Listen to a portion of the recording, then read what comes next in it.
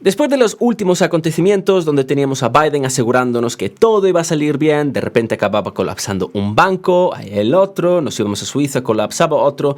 Más que nada estamos hablando de no si sí o no sucederá una recesión, sino cuándo sucederá y qué tan profunda será. Y efectivamente en este vídeo vamos a hablar de eso y cómo nos podemos preparar con nuestras inversiones. Bien mirando al mercado de renta fija que está a punto de despegar, o quizás bien mirando al mercado de renta variable que quizás le falten unos 6 a 9 meses. Así que espero que estéis listos y ese botonazo de me gusta azul porque vamos a hablar un poco de todo esto para, bueno, simplemente tener información y que cuando lleguen estos acontecimientos, los cuales vamos a describir ahora mismo, no nos coja por sorpresa.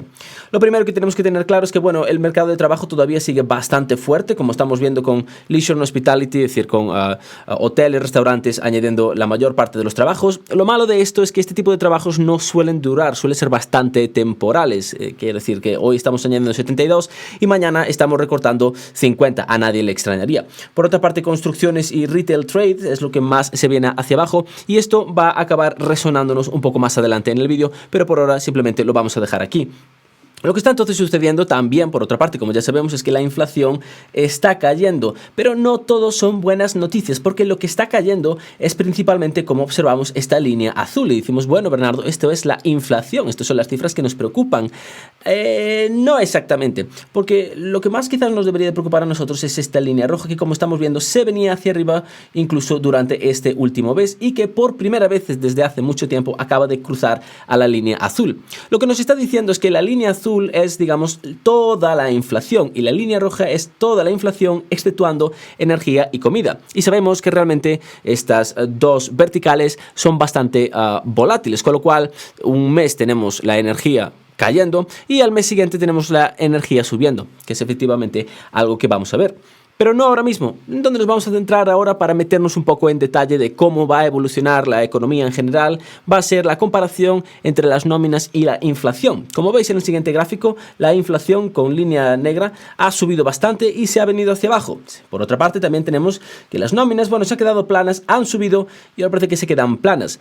Como estamos viendo, tenemos una zona bastante clara que podemos observar que, bueno, parece que no es muy positiva a la hora de intentar describir cómo lo está pasando el consumidor estadounidense. Y es que toda esta zona significa es la diferencia que tenemos entre lo que ha subido realmente la inflación y lo que ha dejado de subir las nóminas. En otras palabras, es dinero que los estadounidenses están perdiendo mes tras mes y las diferencias empiezan tan pronto como efectivamente aquí, como estamos viendo, pues no son pocas y van desde mayo del 2021 hasta finalmente ahora, enero del 2023, que parece que se vienen un poco hacia abajo. Y es aquí donde empiezan o de donde creo que van a empezar los problemas. Este gráfico es el Personal Saving Rate, esto es, digamos, la cantidad de dinero que están salvando los estadounidenses. Y como podemos observar, bueno, desde 1960 tenemos aproximadamente un 10%, ¿de acuerdo? Llegamos a saltar hasta un 17% en el 75, nos venimos hacia abajo, en el 2005 justo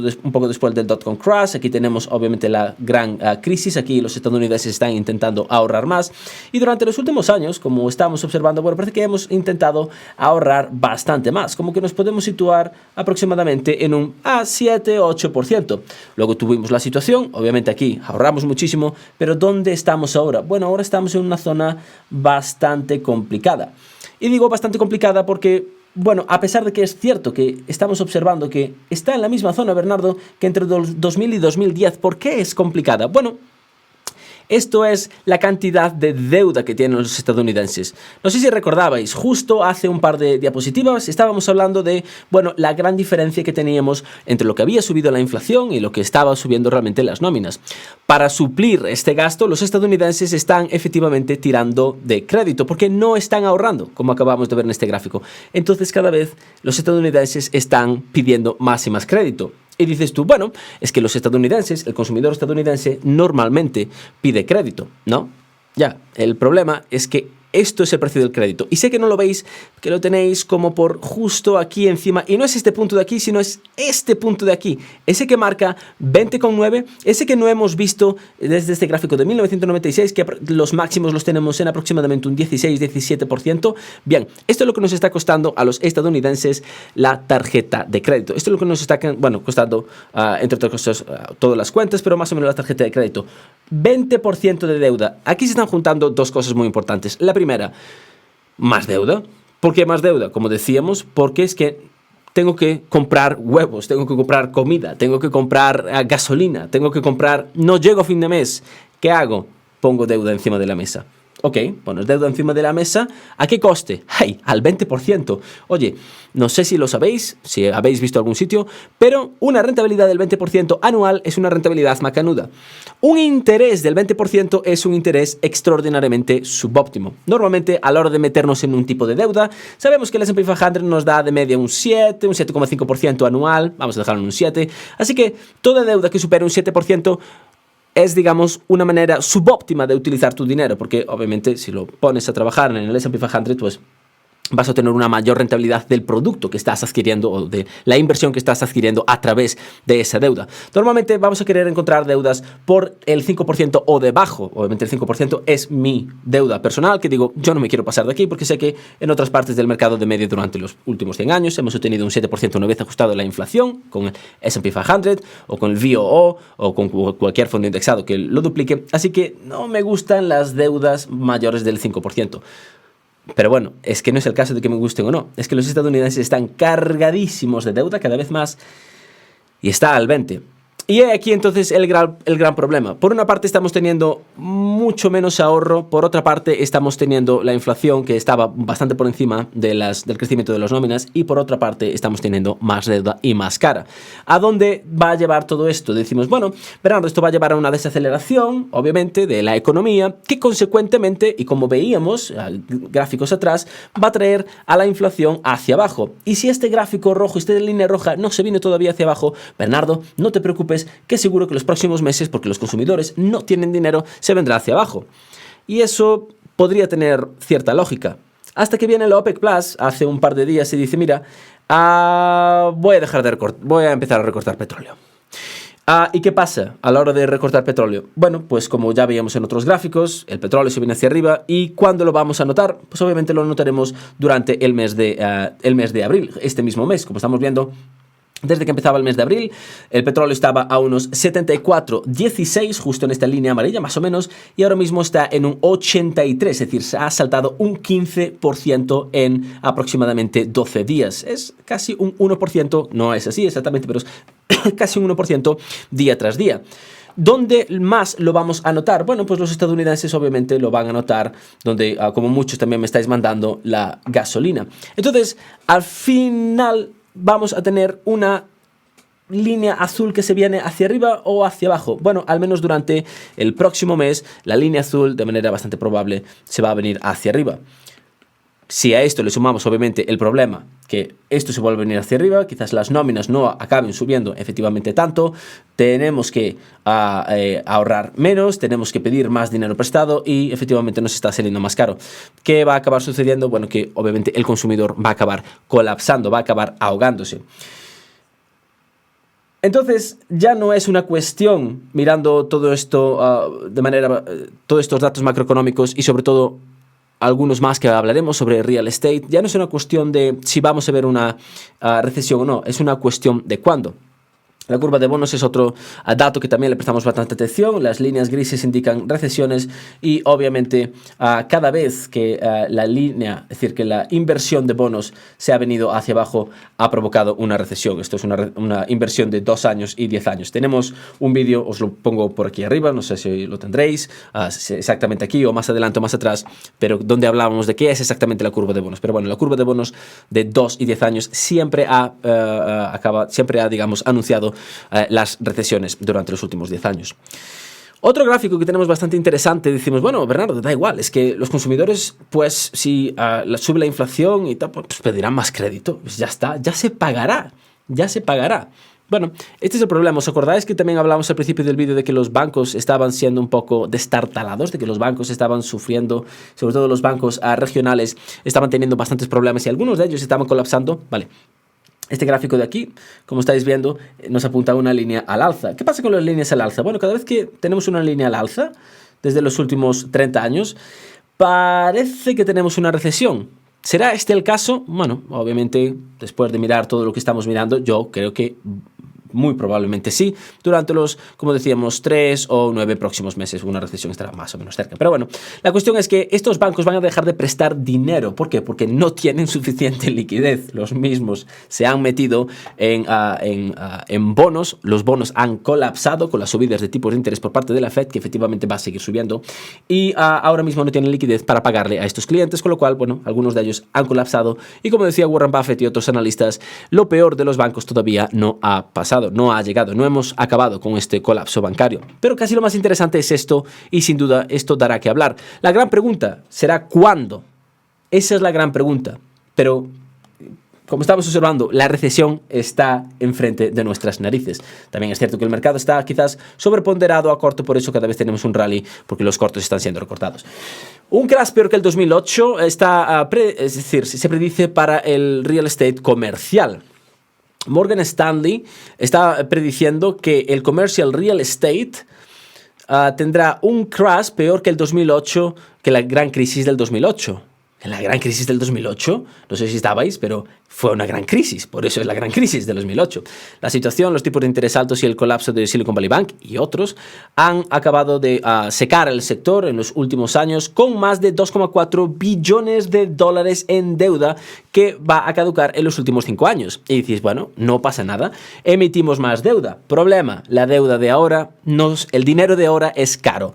El dinero de hace 5 años, el dinero de hace 10 años, hace 15 años, no era caro, era prácticamente gratis. Los tipos de interés estaban a cero, todo lo contrario que ahora. Y aquí lo interesante. Los bancos regionales tienen números significantes de real estate, es decir, de préstamos en real estate en sus portfolios, y tienen, se espera que tengan bastante turbulencia, que traducido del inglés al español significa pain. Obviamente, pues lo peor, como decíamos, no ha acabado. Y finalmente también tenemos algo interesante, y esto es fresquísimo, esto es de hoy.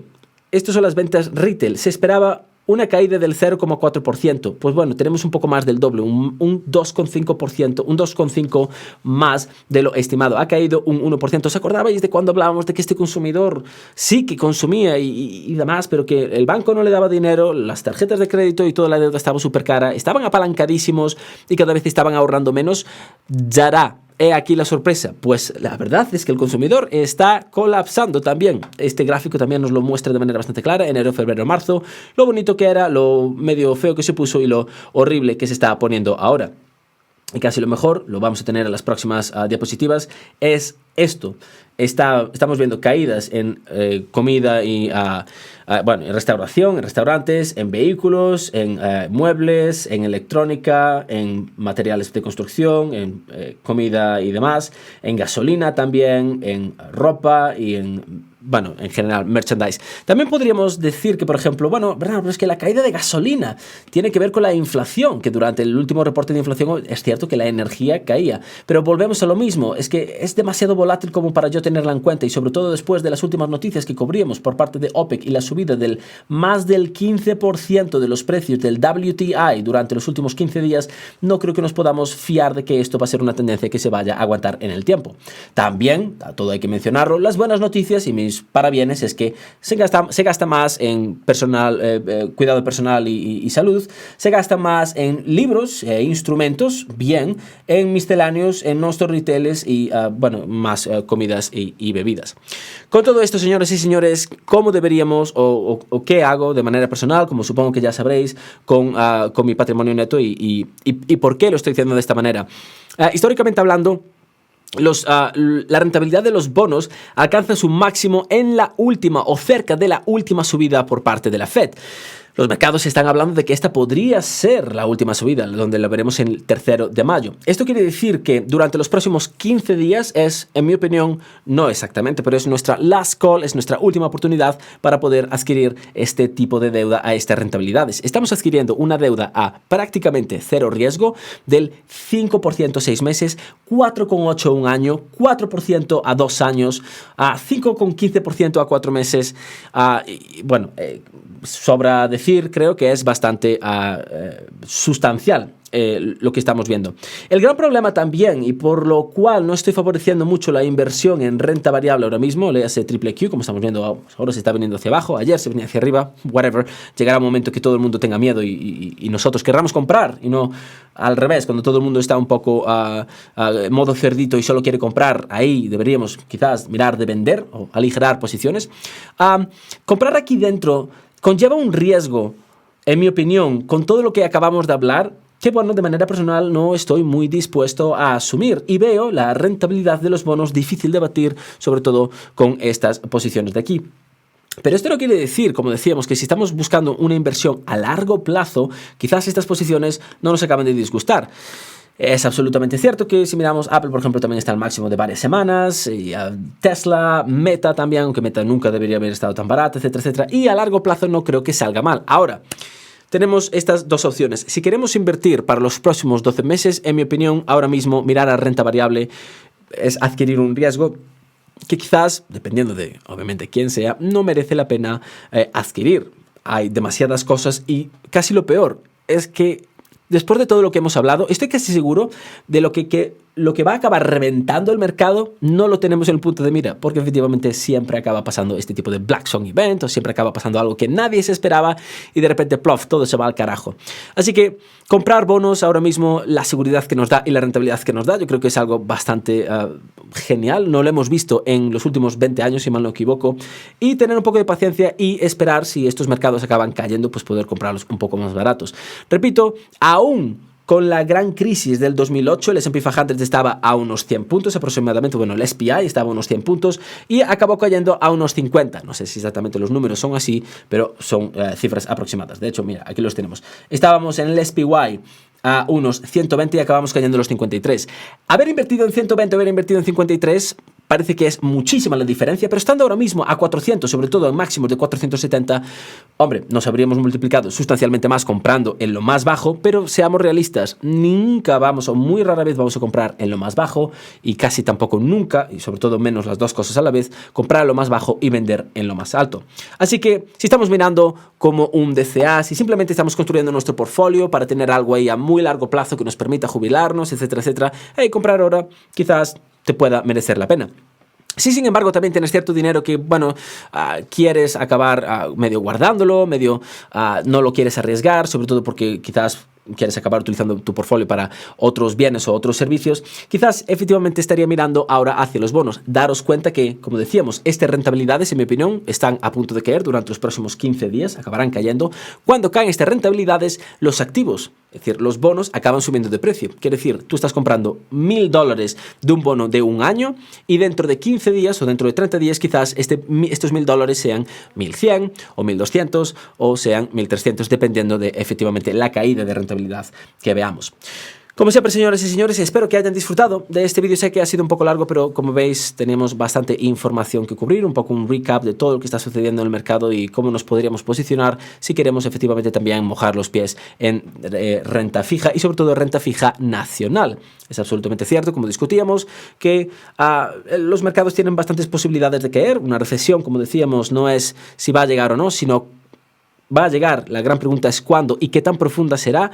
Como vemos en Commercial Real Estate puede ser bastante heavy, en lo que puede ser el consumidor quizás no, pero todo obviamente va a estar dentro de qué rápido la Fed va a acabar recortando tipos de interés, qué rápido esta inflación va a acabar cayendo y cómo se va a acabar comportando este consumidor. Como siempre, señores y señores, muchísimas gracias por haber llegado hasta aquí. Espero que hayan disfrutado. Si ha sido así, no se olviden de darle al botonazo de suscribirse, campanita, botonazo de me gusta y chequear los links en la descripción del vídeo, especialmente si se quieren unir al grupo privado Discord o hacer el curso de opciones, ambos con códigos de descuento web. Aprovechenlo, tenemos WEB, es el código de descuento, tenemos nueva página web, espero que les guste. Como siempre, señores y señores, ha sido todo un placer. Nosotros nos despedimos. Hasta el próximo vídeo.